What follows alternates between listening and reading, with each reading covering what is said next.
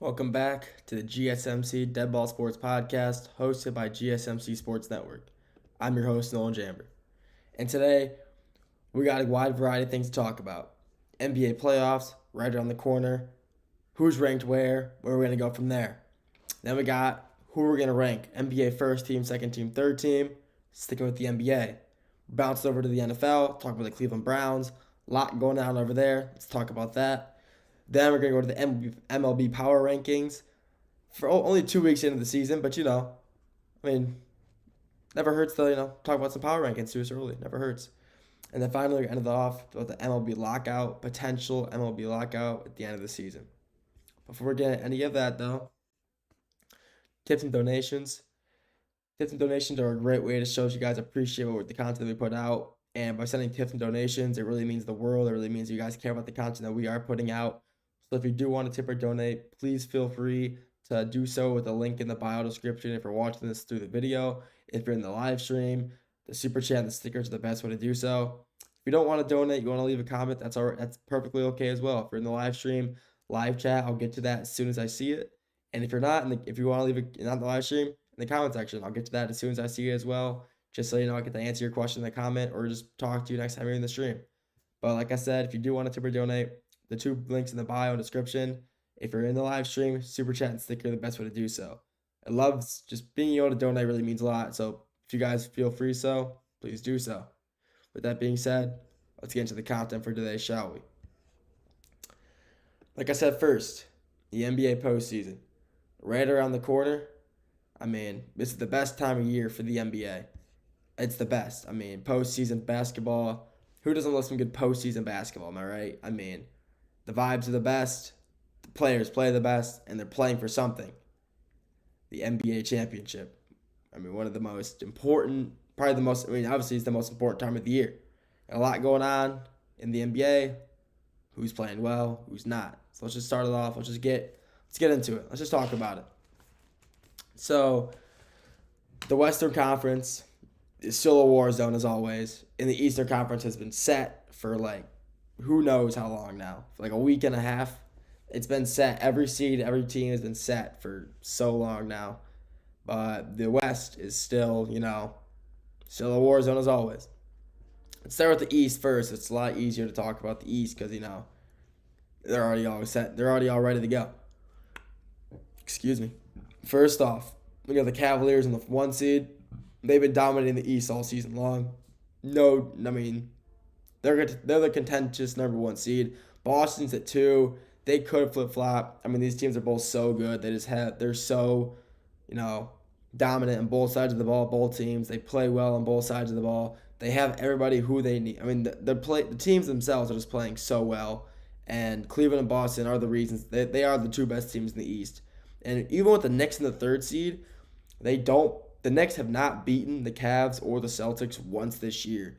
They are a very weak 1-3 seed, unfortunately, to say so. They will not go far in the playoffs. They will be a best semifinal team and probably not make it out of that.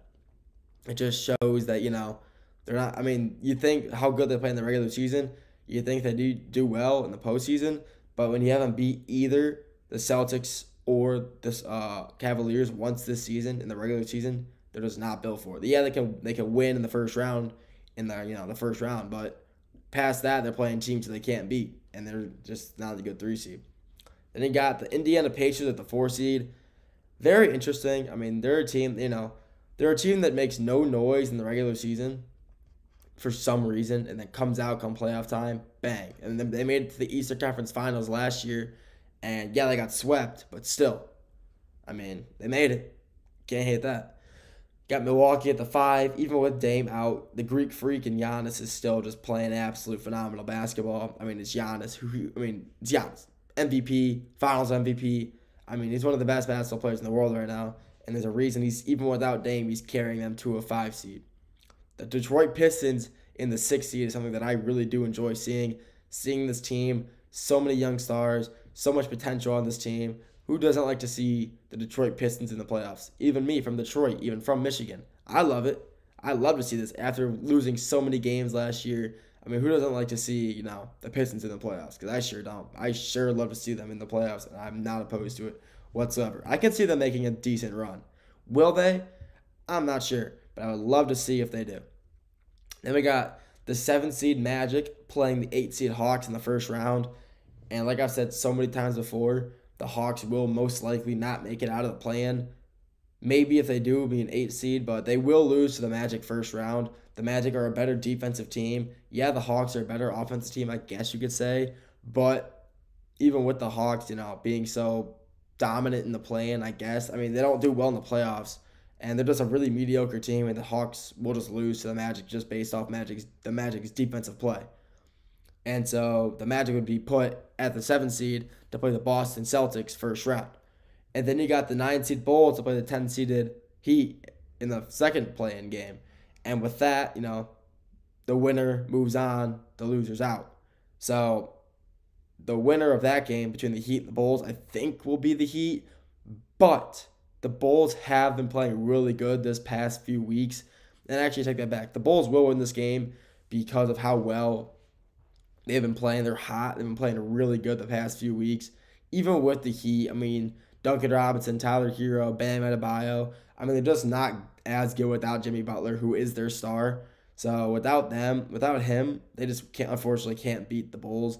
And the Bulls will go on to play the 8 seed of the Hawks in the second play-in game to get the 8 seed. And I think the Hawks will win that game just because, the Hawks are just always a play-in team for some reason. They always make it.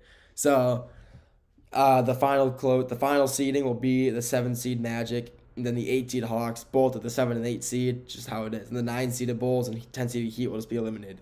So then Cleveland, they'll sweep the Hawks first round. Boston could be challenged with the Magic because of how good their defensive play is, but their offensive play just isn't nearly good enough to contend with the Celtics. So maybe they'll get 1 or 2 games, so the Celtics should move on. Then you got New York versus Detroit. Realistically, I'm being so serious. I do think the Detroit Pistons could beat them in a 7-game series. I think they will. In a 7-game series, the Pistons will win. I think right now they're a better team than the Knicks, and they just played the Knicks last night. They beat them again, 3-0 in the season. I think with that in mind, them going into the playoffs against the top 3 team in the East, they're ready to play, they're ready to win, and they will beat the Knicks in a 7-game series.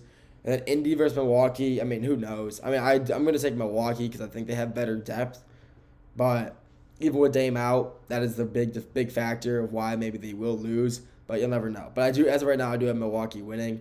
And then going through the East, I mean, it's gonna be Cleveland and Boston.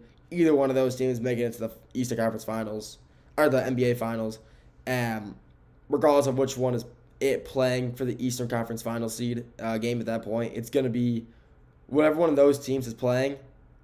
They're going to win and go to the finals. But I do think the Boston Celtics will make it to the finals. They're looking to 2-peat, go back-to-back, and,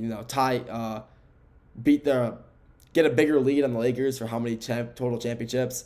They're already 1 ahead of the Lakers because last year, and getting 1 more, putting them 2 ahead. Well, that's always helpful to get 2 ahead of your competition.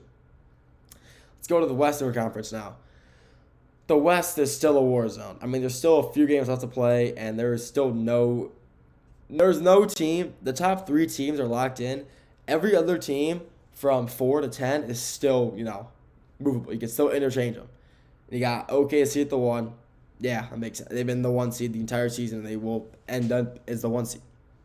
Houston at 2. Very surprising to see Houston at the 2. I mean, they weren't that good last year, and, here they are now, being the number 2 seed in the very tough Western Conference. You do like to see that for Houston fans. LA at the 3. Luka has changed this team so much. Luka is the reason they are here right now. I think if they still had AD and Max Christie and they never made that trade, they could still be in the playoffs for sure. They could definitely be a 4, 5, 6 seed. But since Luka's here and he's playing great basketball, he's the reason they're in the 3 seed because he's playing so good. Then you got here the interchangeables. Denver at the 4. They should be there. They are the best player in the world in Jokic on that team right now. I mean, it just makes total sense. They're a phenomenal team. And, I mean, there's nothing more to say. They're a phenomenal team that deserve to be there. Even with the firing of Michael Malone, with their interim head coach and the GM gone as well. I mean, they're still the best team. Jokic is still the best player in the world. And if he plays the right way, he will take them back to their NBA final. The Clippers at the 5. Nobody's talking about the Clippers at all. It's insane that nobody's talking about the Clippers. I love the Clippers, so it's so weird to see that, but it's insane. But they are a very sneaky team in the West and could make a deep run as well. Golden State, the 6. I mean, you get a nice little LA Golden State game going first round. Yeah, that's going to be cinema. LeBron versus Curry. Yeah, I'm in for it. Memphis versus Minnesota, the 7 and 8 seed. Minnesota's beating Memphis. Memphis has not played good recently. Dallas speed it up. I'm running out of time in the segment. And then we got Memphis versus Minnesota. We got, Minnesota's winning. Sacramento Kings versus Dallas Mavericks. Sacramento will win that game. They will end up playing the Memphis Grizzlies, so they will end up beating. The Grizzlies are not playing good basketball, so they will win. And then going through all the games, Houston beats Minnesota. Houston beats Minnesota. OKC beats Sacramento. Both 4-game sweeps. LA plays Golden State. Honestly, it can go either way, but I do think Golden State will win. Not Golden State. Los Angeles win that game in 7. Then Denver versus Clippers. I think the Clippers with Zubac at their center could possibly, hold Jokic to less points, but I still honestly think Denver's just too good of a team to not win first round. And at the end of the day, I do think the Lakers could go to the NBA Finals. I think they can make a push, make it to the Western Conference Finals, play Boston, where they will end up beating Boston to retie the lead for how many championships total are in the for combined both teams, both at 18.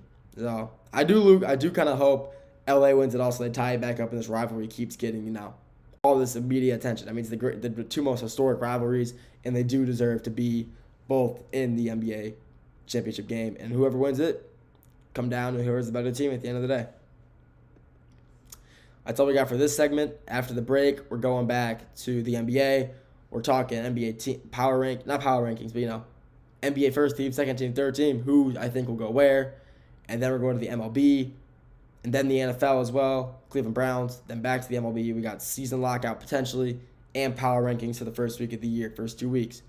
We'll get to that as soon as the break is over. I feel like I'm losing my mind. Is everybody in the world blind? Please, Lord, give me a sign, a sign. I feel like I'm losing my mind. Is everybody in the world blind? Please, Lord, give me a sign, a sign.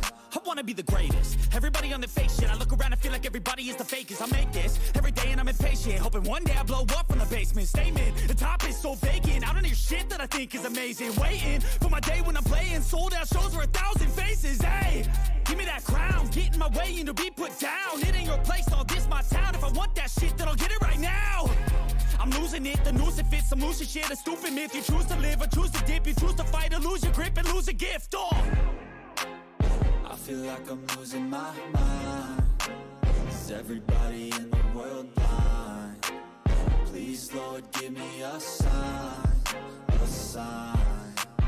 I feel like I'm losing my mind. Is everybody in the world blind?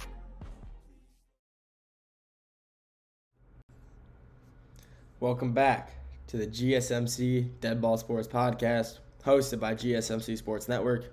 I'm your host, Nolan Jamber. First segment, we went over NBA postseason, NBA playoffs, right on the corner. Talked about that. This segment,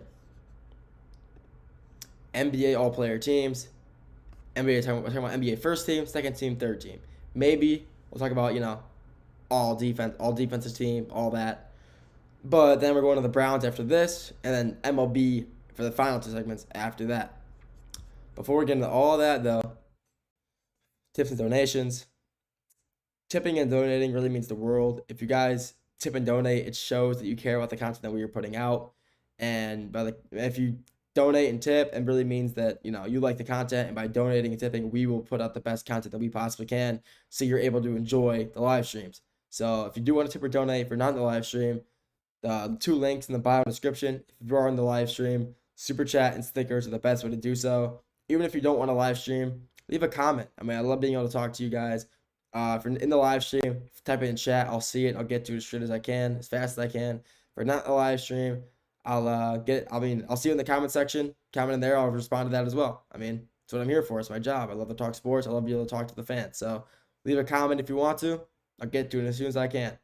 But like I said, if you want to tip or donate, the 2 links in the bio description for when you're not in the live stream. If you are in the live stream, super chat and stickers are the best way to do so. With that being said, we got the NBA all-player teams. I mean, this season there's been so many players on so many teams who have just proved themselves to be some of the best players in the NBA. You got these all-rookie teams. You got some of the best. I mean, we got a great, not really the strongest rookie draft class, but you got some really good players. Like obviously, you got Jared McCain. He's hurt, but he was definitely the rookie of the year, contender, winner. He was gonna win it. Stephon Castles for the Spurs, great pickup for them. I mean, he's just proved even with Wemby out, the Spurs obviously aren't playing the best, but he's stepped up and he's helped his team so much. But I mean, I made a list of who I think will be NBA first, second, and third teams. So I want to get into that. NBA first team, obviously. SGA running the 1. SGA's obviously the leader of the MVP conversation. I don't think he's the best player in the world. I don't think he deserves it. But he has taken the OKC Thunder to a number 1 seed. I mean, for what he's done, he's averaging 35. I mean, yeah, you're going to be a first-team all-player when that happens. I mean, you can't deny the facts there. You got Donovan Mitchell at the 2, the other member of the other guard for the first team.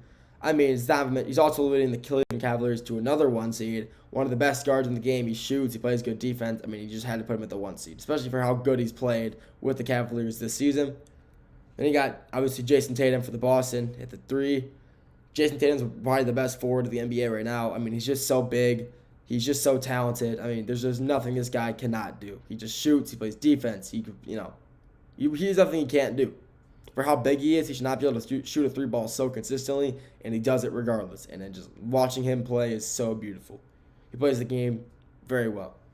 Giannis at the 4 and Jokic at the 5. The 2 best bigs in the world, Jokic and Giannis, deserve to be there. No doubt about it. Jokic should win he is the MVP in my opinion. He's the best player in the world, but I mean he's averaging a triple-double. But he's a first-team all NBA player, and no one can debate that. Then you got Giannis, who's also averaging he's also almost averaging a triple-double. He's averaging a double-double and 1 assist, 2 or 3 assists short of averaging a triple-double. He's phenomenal. And I'm not just saying he should be there because he's averaging a triple-double. I'm saying he should be there because of how good he's played all season. Even with Dame being out, he's led this Bucks team through so much, and he's going into Detroit. He's playing in Milwaukee and in Detroit this week, to try to clinch the 5 seed. If they win, both those games will be a 5. If they go 1-1, I'm pretty sure they'll still be a 5, but it's going to be a great series regardless, and I'm excited to see how he can handle that, if he can really carry the Milwaukee Bucks through the playoffs. We'll have to wait and see, but I do think he is obviously one of the best big forwards in the game, and he deserves to be in the first team All-NBA. Let's go to second team. I mean, you got Chef Curry, still the best shooter in the league. I mean, Steph Curry has not lost his touch. I would put him in the 1 All-NBA first team, but SGA has to take a spot. Curry is still the best shooter in the game and probably the best shooter ever and best three-point shooter ever, I'll say. And he still hasn't lost his touch after all this time. He deserves to be second team at minimum. Ant-Man at 2. Ant-Man is so physical. He just plays so aggressive. He can play all 3 levels. And for leading the Timberwolves to the play, I mean, granted they're a play-in team 8 seed right now. I do think they'll go farther than they have in the past, though. I'm excited to see how well they do. I think that obviously they beat the Grizzlies first round to play Houston, in the first round of the playoffs. I still think they'll lose. Maybe not sweep, but Houston's just so good, and the Western Conference is so difficult that he can be, I don't know, he could be surrounded by all-stars and maybe still lose. I mean, they got Rudy Gobert, one of the best defenders in the league, 4 DPOIs. But other than that, I mean, you don't got the craziest support. Julius Randle's averaging 20, huge pickup for them. But Ant-Man in the 2 and the second team, I mean, it just makes sense for me, honestly. He just plays so good. How can you have an NBA All-Team without having LeBron James? Enough said. Just LeBron James. That's all you need to know. It's LeBron James for the small forward, honestly, on the second team All-NBA. Evan Mobley for the Cavs, one of the most slept on players this year. He's played such good defense. He's also contender for DPOY, him and Draymond, but he's just played so good for the Cavaliers this season, and no one's really talking about him. He's a great forward. He just plays great paint defense. He plays very good offense as well. He's like a better offensive player in Rudy Gobert and still plays like just the amount, if not better, defense than Rudy Gobert. Then you got Karl Anthony Towns out of the New York Knicks, traded to the Knicks this season, and he has not stopped playing the way he had even in Minnesota. He's playing phenomenal basketball. He's still shooting threes. He's still making them. He's still going up in the lane. He's still driving. He's still getting blocks, getting boards. I mean, he's still doing it all, even in the Big Apple. He hasn't changed his play one bit. And, he deserves to be on second team, all team. And then we got a third team. Let's start it off. Jalen Brunson out of New York as well. I got two Knicks back to back. The Knicks, they're not I don't think they will do too hot in the playoffs. But they are a pretty good team, Individually, they got some great players. Mikal Bridges, Jalen Brunson, obviously Cat. I mean, you got great players. It's just Jalen Brunson isn't nearly as good compared to, Curry and SGA. He could be second team, but Curry still got his touch. Then we got my favorite player, Cade Cunningham. The paradox, some call him. It's pretty funny. But, Cade Cunningham deserves it. He's just led this Pistons team all season long to the point to where they are. And without Cade Cunningham, the Pistons would probably be in the same record as the Hornets, the Nets. They wouldn't be in the playoffs again.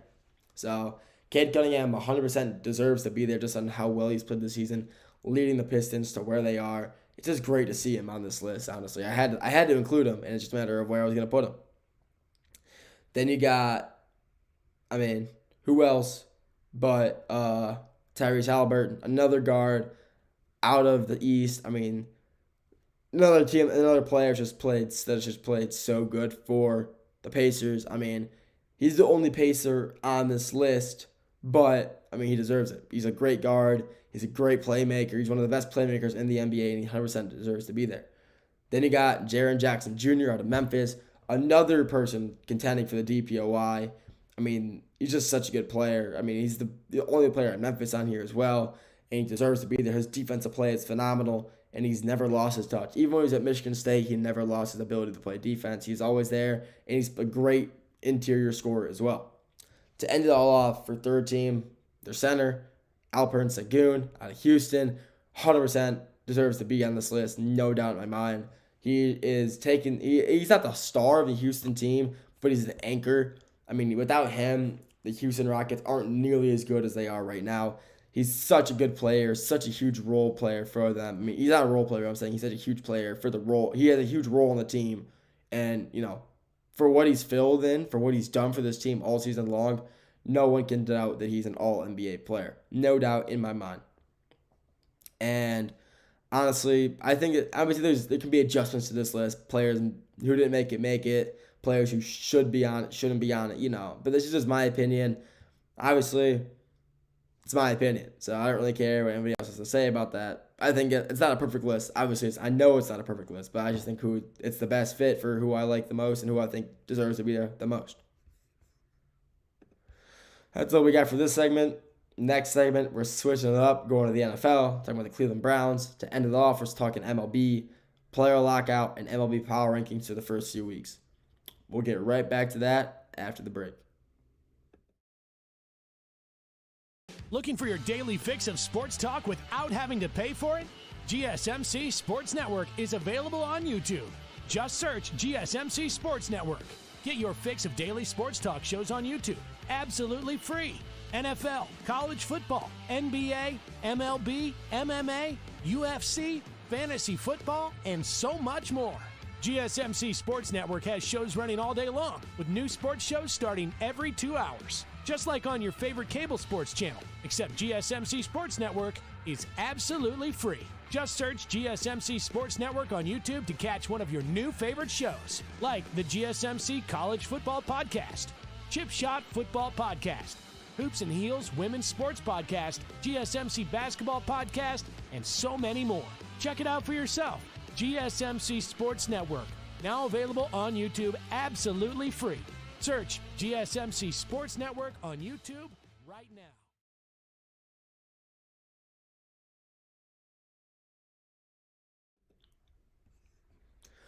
Welcome back to the GSMC Dead Ball Sports Podcast, hosted by GSMC Sports Network. I'm your host, Nolan Jamper. First two segments, NBA. Talk about power rankings, NBA playoffs coming up, and then we talked about all NBA first, second, third team, who should go where, who I think will go where. This segment, we're bouncing, like I did there, bouncing with basketball, bouncing from basketball, we're throwing it over to football. But I'm trying to have some play on words, change it up a little bit, have them, have some energy while I'm doing this. You know what I'm saying? Keep all the fans attacked. I like to try to change it up a little bit. But we're going to one of the most, interesting franchises right now. The situation in Cleveland. The Cleveland Browns, unfortunately, because as you know, I'm from Detroit, I'm from Michigan, I'm a diehard Lions fan.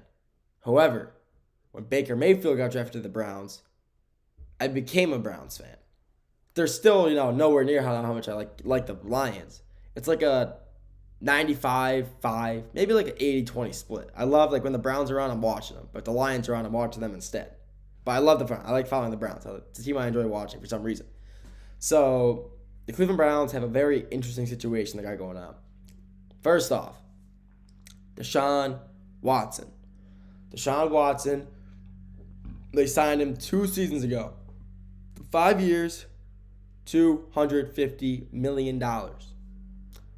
5 years, $250 million guaranteed. Not just in the contract, it's guaranteed $250 million. And from the way he's playing, you would think he was a free agent after the draft out of, Kennesaw State. Just throwing a school out there. No disrespect to Kennesaw State. But just throwing a name out there. He just hasn't played nearly as good as the Browns organization wished he was playing. And everybody knows it. Everybody in the NFL knows that, he's not playing the football that he should be playing. But what's bad when your owner says something about it. In the coaches meeting a few weeks ago, the Cleveland Browns owner, he said the words when Jim Haslam, the owner of the Browns, said, and I quote, "We took a big swing and we missed," end quote. When your owner is saying that, you messed up bad. You know that you messed up when even the owner, the GM said, you took a big swing and you missed. That's a horrible thing to say, especially while he still has 2 years under contract. They're not going to trade him. They don't want to trade him or cut him. That's too much dead money. They want to at least, utilize him, have him there while he's there. You cannot just cut him. It's just, as of right now, he still has $173 million in his contract guaranteed and $46 million to pay him. They have $46 million to pay him and $173 million in cap space remains in his contract. So they still have to pay him a lot of money. And there's no point of just cutting him loose and giving him $200 million for free. And, it's just not smart. So what they should do, before I get into that, what they did, which they could, helped a lot, they re-signed Joe Flacco to a 1-year, $4 million deal, which is an absolutely huge move for them. Joe Flacco was a great quarterback for them in that 2022 season when Deshaun was out, when they signed him and he couldn't play because of injury, and he was on suspension still from the NFL. But they signed him, and he did really good. He did great for the situation that he was put into, and they re-signed him today, actually, at pretty early in the morning. It was a pretty early announcement, I believe, 8 a.m., 7 a.m. announcement, and that's a huge pickup for the Cleveland Browns. He is getting pretty old. He's still got it in him, though, so, can't hate that. But he's still got it in him, and what he's doing with this team could be good. Last time he came in, he really helped the organization. People were enjoying watching them play because he was putting up good numbers on a team that was trying to make a playoff push because, they made it in 2020. And when they made it, they had a great run. They manhandled the Steelers first round, lost to the Chiefs second round on a bad no targeting call. it really did stink to watch them lose. But the Joe Flacco pickup was an absolutely massive pickup for them.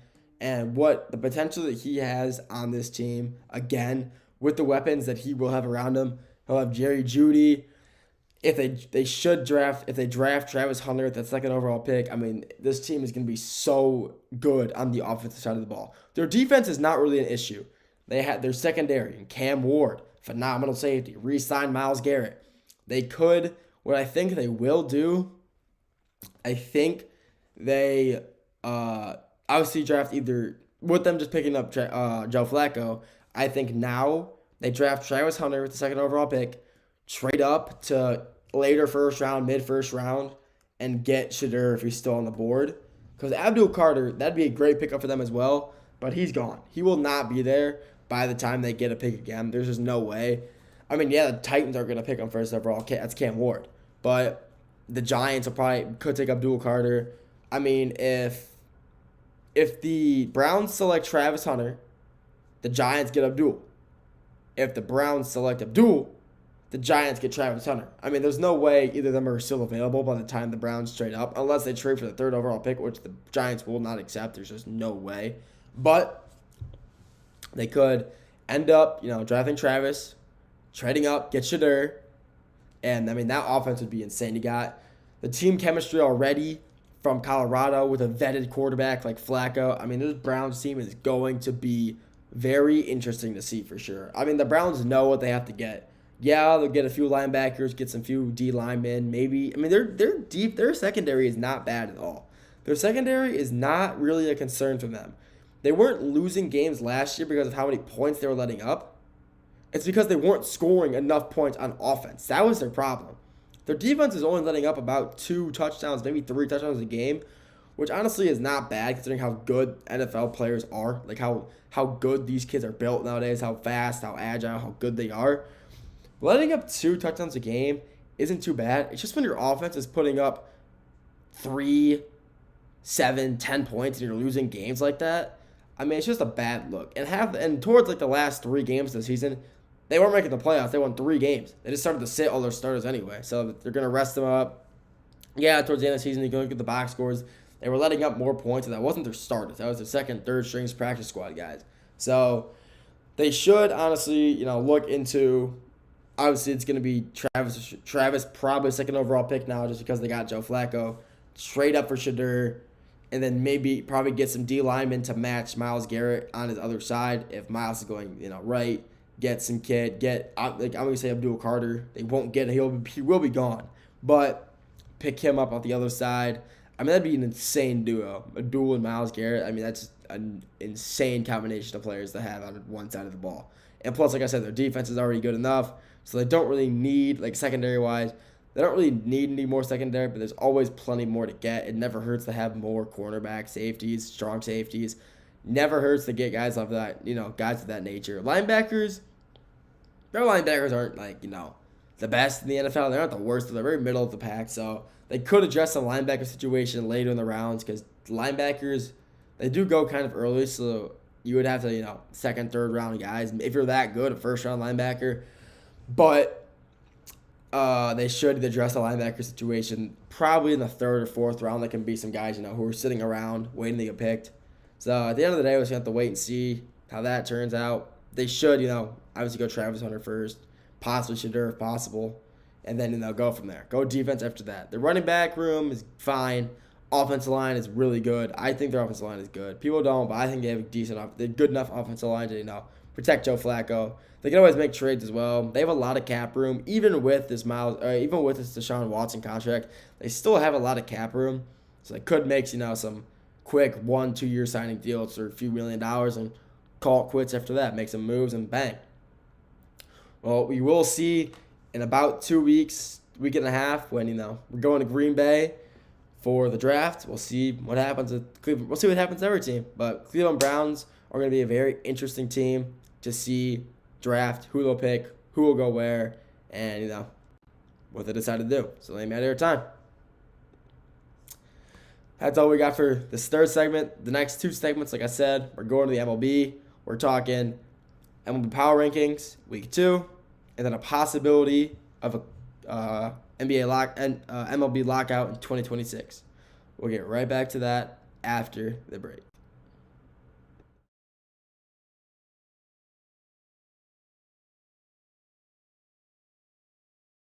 For the best and latest podcasts available anywhere, go to the podcast app on your cell phone and type in GSMC to access free content-rich podcasts on health and wellness, book reviews, sports, entertainment, relationships, social media, movies, technology, finance, and even weird news. Subscribe and download the GSMC Podcast Network's family of shows, available everywhere podcasts are found.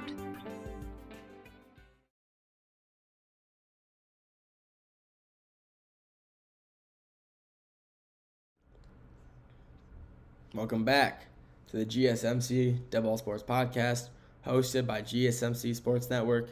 I'm your host, Nolan Jamber. First, your segments. NBA, had to talk about the power rankings in the playoffs right now, who's going to go where. Talk about first team, second team, third team, who I think deserves to be in each spot, who is, obviously, in my opinion, who I thought would be in each spot. And I thought it was a pretty good list, so talked about that. And then, last segment, we were talking about the Cleveland Browns, that situation in the NFL. Who they should draft, who they might draft. Talked about that. Segment number 4. MLB Power Rankings. We are currently in week 2 of the MLB, going on week 3. But, had to talk about the Power Rankings. We got some teams in here that, are just funny. I mean, there's teams in here that, there's no bad teams in here. I'm going to talk about the top 6 teams. But none of these teams don't deserve to be here. But it's just like some of the teams, how they're performing right now, they could easily drop within the next, week or two. So let's start it off. I'll go from 6 to 1. We'll go from non-chronological. 6, 5, 4, 3, 2, 1. Change it up. In the 6th spot, the Chicago Cubs. Not the White Sox. I almost said Chicago White Sox. It's the Cubs. The Chicago Cubs are one of the best offensive ratings in the MLB right now.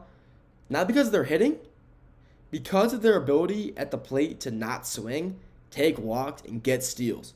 I mean, this team has played so good this past few weeks because of how good their stealing and eye at the plate is. That's why they're the 6th best team in the MLB right now. Because they don't swing at wild pitches. They're looking for the balls. They know the strike zone. They're knowing, what's coming. They scout report. They know the scouting reports. They know who's throwing, probably what he's going to throw, when he's throwing it. And, they go from there. They get on base, they steal. A lot of their runs are coming from steals. And when there's guys on base, people are getting hits when they need to. Taking them, in the gap, deep right field, deep left field, popping out, sac fly, whatever. Guy gets home. That's a run on the board. Add it to the stat sheet. But they're playing so good. They're in the 6th spot because of how well their on-base percentage is from walking and stealing. We got the Yankees as the 5 seed. The Yankees lost a series to Detroit 2-1. Almost was 3-0. Almost got swept by Detroit. They were up 3-0. No, 2-0 going into the 8th. They won 4-3. They barely beat they almost got swept by the Tigers at home.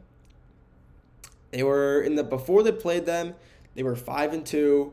They're now currently 7-4. So, I mean, they just won the last series. But the Yankees have not been performing well right now. Their pitching isn't pitching too good. Their bats are still batting. They're still hitting great. But not for the Yankees standards. For Yankee standards, they're not hitting that good, surprisingly. But the pitching is the problem with the Yankees now. The pitchers aren't pitching. They aren't doing their job very well, letting up a lot of runs. And, that can't be happening. If you want to win baseball games, you got to be able to hit and not let up as many runs as the other team. And they are hitting well, but not letting up. They're letting up too many runs, and that's why they're losing. Then we're going across town. We're going from the Yankees to the Mets. The Mets are one of the best power hitting teams in the MLB right now. Juan Soto, one of the best pickups that they could have made. He got out of his little slump. He was a little slump at the start of the year, swinging at some questionable pitches, but now he's ready to play and he's hitting well. Lindor, same as him. Lindor is hitting very well. Hit well for them last year. Hitting well for them again. I mean, the Mets are a great team. They are probably the best team in New York right now. They are. I think they're better than the Yankees. But, I mean, they're good. I mean, like I said, Lindor hitting great. He just reached the 1,500 hit mark last week. I mean, you know how good that is? I mean, 1,500 hits, that's not, nothing too easy, I'll say that. But he's a great hitter. Soto, I mean, he's raking. It's Soto. One of the best hitters in the league right now. One of the best hitters of the 2020s already. Not saying already, he's been in the league a little while. But still, I mean, that sign up for how much he was, it's looking like it's paying off right now. We got San Diego in the 3 spot. I mean, San Diego, one of the only teams to start undefeated with the Dodgers. I mean, it's the Padres. They're playing well. They're playing great baseball. I mean, what else can I say about them? They have the 3rd lowest ERA in MLB because their pitching is so dominant. They have the 3rd lowest ERA, and that's why they have such a good record. They only have 3 losses as of right now, and their pitching is just so good right now. Their hitting isn't, it's not super good. It's not horrible whatsoever. It's actually pretty good. You're not going to be the 3rd best team in the MLB with bad hitting. But it could be better. They're just they're winning games because they're getting so many, they're pitching so well, letting up so little runs that their hitting doesn't have to be as good. They're getting 2-3 runs and winning games 2-0, 3-0, 3-1. I mean, who cares? If you're winning games, you're winning games. You can't even, can't hate that. I wouldn't hate that at all, honestly. But honestly, Robert Suarez, I mean, he's their best pitcher right now. He's one of the best closers in the league right now. And him being able to come into games, finish them strong from the 7th inning when they need him to. I mean, a closer should be for the 8th and 9th. He comes in the 7th and he just does his thing. And Robert Suarez is one of the reasons the Dodgers are doing so well because of his pitching ability. You got the Phillies in 2. Red October. I love the Phillies. Phillies are one of my favorite teams in the MLB. I love watching them play. Kyle Schwarber, he's hitting. He's always been a hitter, and he's fine. He's got his rhythm again, and he's hitting. I mean, then you got guys like Castellanos. I mean, when he hits a home run, check on your families. I mean, this guy just seems to just do better on national when there's like a tragedy happens. But, I mean, this team, Bryce Harper, Brandon Marsh, I mean, these guys are just hitting so well right now, and I mean, that's the reason they're the 2nd best team in the MLB. They're playing so well, and, I mean, they're just hitting, they're pitching. I mean, they just have some of the best hitters. Like I said, Kyle Schwarber, Castellanos, Bryce Harper. I mean, Bryce Harper is one of the best players of the MLB. I'm not going to say in MLB history, but the 2010s era, he was probably my favorite player behind Mike Trout that wasn't on the Tigers. And he's still playing good he's been in the league a little while, but he's still playing great baseball. I mean, this Phillies team is just hitting so well that, I mean, they're gonna make a run because of how good. Because their plate discipline is just like the Cubs, except they're hitting a lot. They're hitting better than the Cubs, and that's why they're also scoring so many runs a game. And then at number 1, who saw this coming? Not me. The Los Angeles Dodgers, the reigning MLB champions. Who would have thought the team with the? You know what's funny? Not even the biggest payroll in the MLB, and they're the best team. They're the 3rd. They have the 3rd highest payroll. You got the Mets, both teams in New York. Mets, Yankees. Then you moved to LA. I mean, it's the 3 biggest market teams in the world, New York and LA.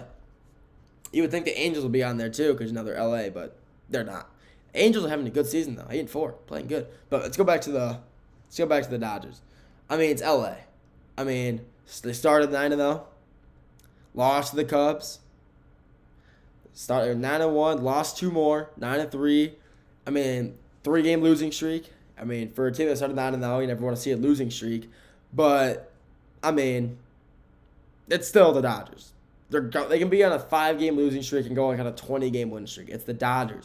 No one is stopping the Dodgers right now. I mean, Blake Snell, Clayton Kershaw. I mean, Blake Snell's pitching great while Kershaw's out. When Kershaw comes back, they will just be back to full strength. I mean, Blake Snell's a phenomenal pitcher as well. I mean, who else? I mean, the Dodgers are just the best team in the MLB. They are so good on every side of the ball. They're hitting. They're fielding. Freddie Freeman, Mookie Betts. I mean, these guys play phenomenal infield ball, phenomenal bat play. I mean, these guys are just, they probably will go back-to-back. And on paper, I've said this before, they are the best team historically on paper. I think they are the most talented team on paper ever. Yeah, you could say, ooh, the 1980 Yankees. Nostalgia's the thing. I'm telling you, it's because of nostalgia. I guarantee you any team from the 80s, 90s play the current Dodgers, they lose by 5, maybe 5 is too much, 2 runs minimum. The Dodgers are just so good nowadays. They're just such a good team that they play any team from any era and they win. They are just possibly the best team ever on paper. And if people are watching this and disagree, I'm sorry, but that's just my take. I think they're the best team ever on paper. And with the roster they have, no one can tell me otherwise. You have the best two-way player of all time in Shohei. He's already the best two-way player ever. You don't steal 50 bags and get 50 home runs in a single season. The first player to ever do that, by the way. 50 stolen bags and 50 home runs in a single season. First player ever. You don't just do that. You don't just do that. I mean, that's just actually insane. And he wasn't even pitching last year. And he's not going to pitch again this year. When he comes back on the mound, I believe later this year or next year, he is going to be a force again. He will win another MVP. I mean, he's going to end his career with like 4 or 5 most likely if he pitches and bats again. I mean, like he used to. I mean, it's Shohei, best player possible. He's already. I mean, at this rate, he'll be one of the best players, possibly the best player ever, if he keeps this up. But before I wrap it up for this segment, I'm gonna go over it one more time. Rank them 6-1. We had Chicago Cubs at the 6, Yankees at the 5, Mets at the 4. Excuse me, I burped. I'm sorry. San Diego Padres at the 3, Philly at the 2, and the Dodgers at the 1. I think that's possibly the best list you can get. But if you think so, if you think differently, let me know. That's just my list. That's all I got for this segment. To end it off, staying with the MLB possible lockout. We'll talk about it right after the break.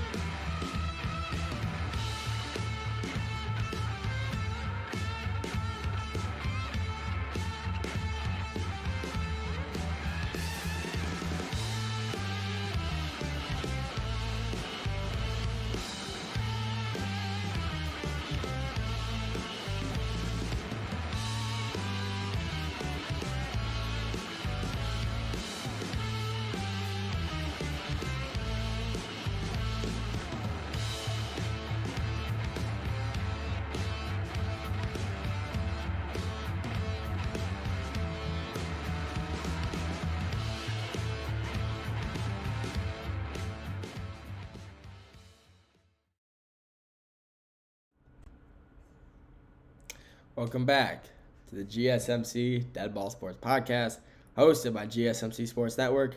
I'm your host, Nolan Jamber. All the segments we talked about before, we had 2 NBA, power rankings, and NBA first, second, third team. We had the Browns, what's going on in Cleveland, and we just talked about the MLB and their power rankings through week 2. Finally, segment 5, to end it all off, we're talking potential MLB lockout towards the 2026 season. Lockouts are never fun. I mean, who enjoys watching people miss out watching your favorite sport because people just want more money?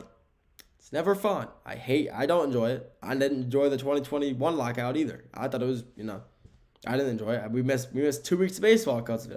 I wasn't happy, to say the least. But MLB lockout in 2026 is a very high possibility.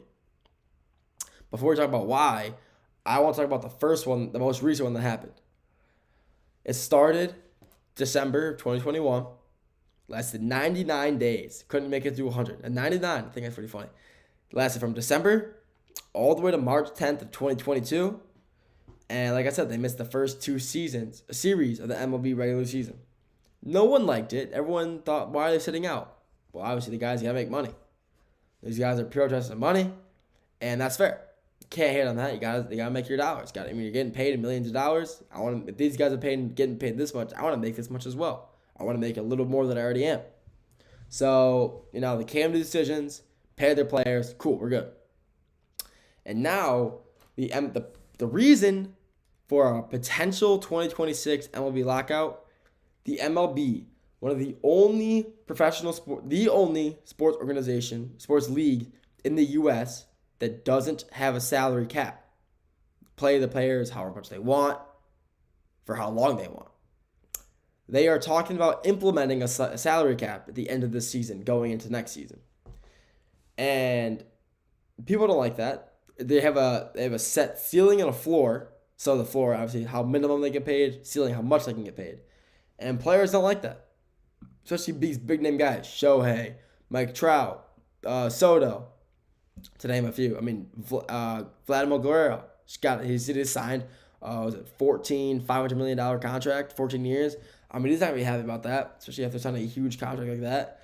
So, a lockout is most likely going to happen at the end of next season, and no one wants to see that happen at all. No one likes it. So, why it could happen? The lockout is when the CBA tends to expire, and then it expires in December 2026. So going into 2027, basically. So 2 years away. But still, that's far away, but still close enough to where people were like, this could be a problem. And there's plenty of time, figure something out in the meantime, what they should do, how they'll do it, what's going to happen. What is going to happen? So, as of right now, 9 teams in the MLB are spending over $200 million to keep their rosters, active. A lot of those are all big-name teams. You got the Blue Jays literally just signed Vladdy to $500 million themselves, but that doesn't matter. You got both New York teams, Padres, Phillies, LA. All these big-name teams are spending a lot of money to keep their rosters alive, keep them strong, keep them dominant. Then you got 5 teams who are paying under $100 million to keep their rosters alive. And these are the teams that aren't performing as well. White Sox, Mariners, Angels. You notice, a lot of the teams that aren't nearly as good, have worse records, play worse, have bad teams because they're paying less for their players. They're paying cheap, and they're not getting the best talent that they can. But with the salary cap, the bad teams would prosper and the good teams would suffer because you're losing a lot of money. You're going to have to cut players, trade players for compensation, money, all that stuff. So people don't want to see that happen because obviously, like I said earlier, lockouts are never fun. You never want to see a lockout happen. So what should they do? They definitely shouldn't implement a salary cap. I don't think that's good for the sport. I think what they should do is leave it the way it is. I think they shouldn't implement a salary cap. The salary cap makes baseball what it is. It's tradition. There's never been a salary cap before, so adding one now would just kind of make no sense, in my opinion. And a lot of these big-name players have to go somewhere else, and not only will that affect the teams, MLB viewership, sponsors, they will definitely lose viewership and sponsors because of this. You're losing, let's say, a big-name, let's say Shohei Ohtani. He's sponsored by a team out in LA. Let's say he's sponsored by Microsoft. Let's give an example. He's sponsored by Microsoft throughout Silicon Valley. He gets traded from LA to, St. Louis Cardinals. I'm saying that because it really isn't, I don't really know much about St. Louis, but I'm assuming there's probably not much out there, big name corporations. The Dodgers and the MLB are losing a lot of money on sponsorships from Microsoft because he has to move out to LA. So, and now Microsoft will probably maybe not endorse anybody, maybe endorse someone a lot smaller for a lot less money, so it doesn't really matter. And Shohei's losing a bunch of money from sponsorships because he's out in St. Louis, where like I said, I really know what's out in St. Louis. So, I don't think they should implement a salary cap for reasons like that. Lose a lot of big name players to small market teams who aren't getting paid enough to, kind of want to stick around. Maybe they want to leave, go somewhere else. I'm not sure. But I think MLB adding the salary cap would be bad for the sport. Just, like I said, losing a lot of big name guys, losing players you don't want to see in locations they don't want to be in. So at the end of the day, it's really going to be up to the players, it's not up to the players, up to the league, what they want to do. if they do implement a salary cap, it will be, I don't know, not the best decision for the organization, for the league. But if they don't, things will be perfectly normal. Everybody stays the same. And everyone's happy, gets their money. Fans are happy. They don't lose their favorite player. I mean, imagine like you're like an Angels fan and you lose Mike Trout. I mean, Mike Trout's like the only good thing you got left over there. No offense to Angels fans, but you guys really don't have much going on over there. Since you guys lost Shohei, at least, as well.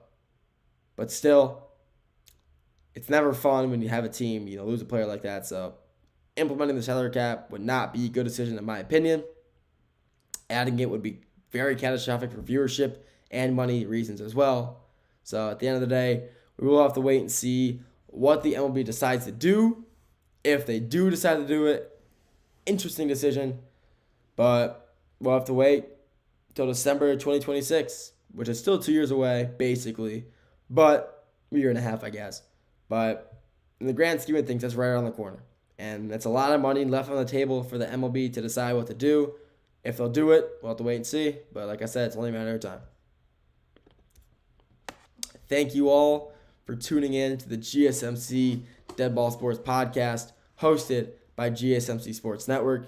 Your continuous support really does mean the world. So if you want to, if you're on YouTube, please like, share, and comment. It's always the best when our fans get to promote our content, gets our names out there. It really means a lot.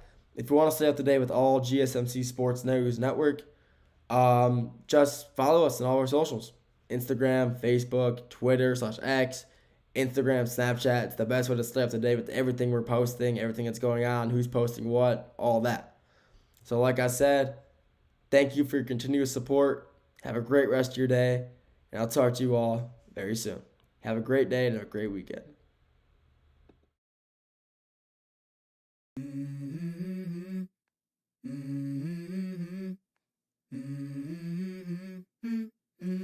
Let's go. I wake up to a little bit of drool on my pillow, feel like it's gonna be a bad day. Yeah, I'm tired of shit, and the coffee ain't hit yet, damn, ain't that great.